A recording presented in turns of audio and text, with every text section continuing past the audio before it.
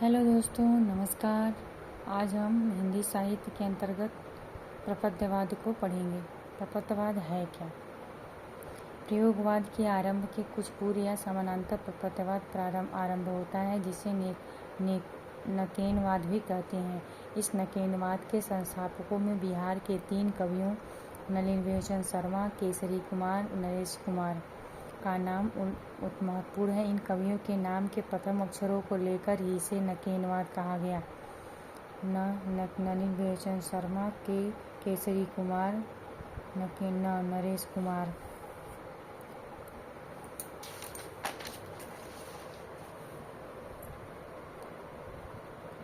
प्रपद्यवाद का आरंभ वस्तुतः 1936 से 38 ईस्वी में ही नलिन विलोचन शर्मा की कविताओं से हो जाता है।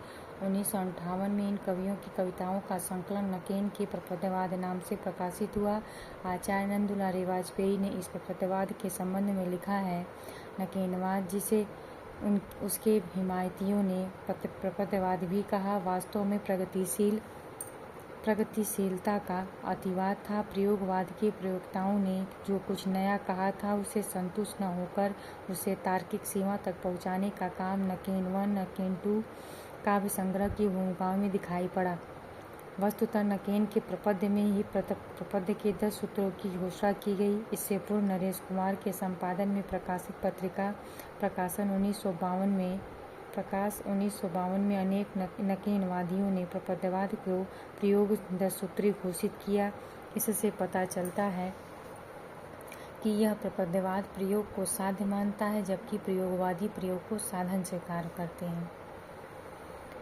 प्रयोगवादी प्रयोग को साधन और प्रपद्यवाद साध्य मानता है। प्रपद्यवाद में प्रयोग साध्य है, प्रयोगवाद में प्रयोग साधन है।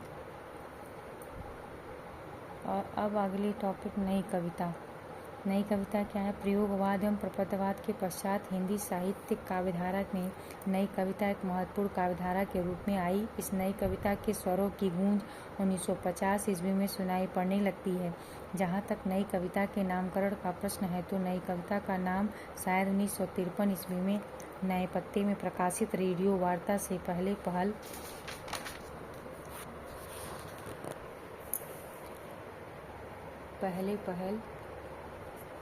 अज्ञे द्वारा किया गया था, किंतु इसका अर्थ कदापि नहीं लेना चाहिए कि अज्ञे ही नई कविता के प्रवर्तक हैं, क्योंकि नई कविता के विकास में लघु पत्रिकाओं के विकास में महत्वपूर्ण योगदान दिया।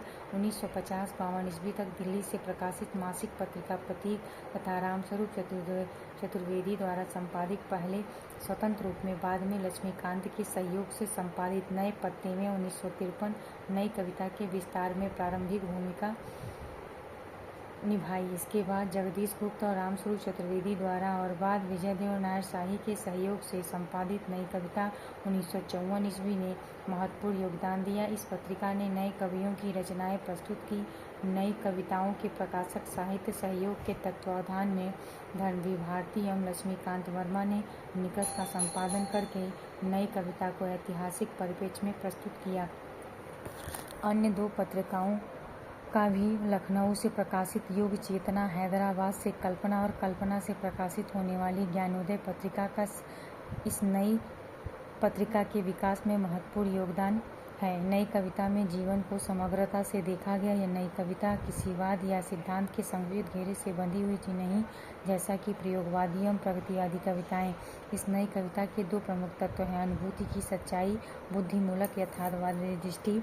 कवि पहले विषय अनुभूति को आत्मसात करता है, फिर उसे पूरी ईमानदारी से व्यक्त कर देता है। युगबोध से संस्कृत कवि का व्यक्तित्व अपनी अनुभूति में सबकी अनुभूति का समावेश कर लेता है, क्योंकि उस लोक हृदय की पहचान है। इसलिए व्यक्ति की पीड़ा के माध्यम से वह समष्टि की पीड़ा को अभिव्यक्त कर पाता है। नई कविता में क्षण की महत्ता पर विशेष बल दिया गया। इस क्षणवाद के कारण ही नया कवि क्षणों में अनुभूति होने वाले जीवन के सुख दुख को, आशा निराशा की राग विराग को अभिव्यक्त करता है। नई कविता की अनेक प्रवृत्तियों में से एक प्रवृत्ति व्यष्टिबोध अर्थात व्यक्ति अनुभूति की अभिव्यक्ति भी है। जब कवि अपने व्यक्तिक जीवन को अपने व्यक्तिगत अनुभवों के काव्य का विषय बनाता है, तब कविता में व्यष्टिबोध का समावेश होता है। नई कविता का यह व्यष्टिबोध अथवा व्यक्तिकता सबकी अनुभूतियों से मेल खाती है, समाजोन्मुख है तथा उसमें समष्टि के सुख दुख का अनुभूति व्याप्त है। नई कविता के व्यष्टिबोध की परिणति परिणति समष्टि बोध में हुई है। नई कविता छायावाद, प्रगतिवाद, प्रयोगवाद। नई कविता छायावाद में सूक्ष्म सौंदर्य आदर्श, प्रगतिवाद में समष्टि बोध यथार्थ, प्रयोगवाद में वैयक्तिकता। नई कविता में समष्टि और व्यष्टि दोनों है, सामाजिकता को लिए हुए। में अभिव्यक्त लघु मानव की प्रतिष्ठा भी व्यष्टि बोध का ही परिणाम है। यह लघु मानव अपनी तुच्छता, बिखराव और टूटन के लिए भी अपनी सार्थकता को व्यक्त करता है। भले ही वह छोटा सा दीपक हो, किंतु इसका प्रकाश सूर्य का अंश है तथा अंधकार को भेदने की शक्ति उसमें है। यही उसकी सार्थकता है। छोटा सा मैं भी हूँ स्वर, रवि का प्रतिनिधि, काली तमसा से रक्षक अथक खड़ा हूँ, लेकर उसकी बाती मंजूषा में। नई कविता में व्यक्ति की महत्ता को प्रतिपादित किया गया। इसमें व्यक्ति इतना महत्वपूर्ण इकाई है कि वह अपने भाग्य को बदलने की सामर्थ्य रखता है। डॉक्टर धर्मवीर भारती की पंक्तियों में, जब कोई भी मनुष्य अनासक्त होकर चुनौती देता है इतिहास को, उस दिन नक्षत्रों की दिशा बदल जाती है। निपति नहीं पूर्व निर्धारित, उसको हर क्षण मानव निर्णय बनाता मिटाता है। नई कविता परंपरा का विरोध विद्रोह के स्तर पर नहीं करती। इन नए कवियों में परंपरा बोध, किंतु उसे विकसित करता हुआ नवीन जीवन मूल्यों से जोड़ता है। नए कवि ने यद्यपि परंपराओं को तोड़ा भी है, तथापि पारंपरिक होने के कारण विरोध हो, ऐसा सिद्धांत नए कवियों का नहीं। इस नई कविता की प्रमुख प्रवृत्तियाँ निम्नलिखित हैं। सामाजिक यथार्थ की अभिव्यक्ति, परित्यक्त वर्जित विषयों का अंकन, व्यक्तित्ववादी प्रवृत्तियों की अभिवृद्धि, यौन कुंठाओं एवं यौन वर्जनाओं का चित्रण, शास्त्रीय मान्यताओं के प्रति अनास्था, आधुनिक युगबोध, नवीन बिंब प्रतीकों उपमानों का प्रयोग। ये थी नई कविता। आपको अच्छी लगे तो लाइक करिए, शेयर करिए, सब्सक्राइब करिए और आपको कोई प्रश्न हो तो आप पूछ सकते हैं। आपका दिन शुभ हो।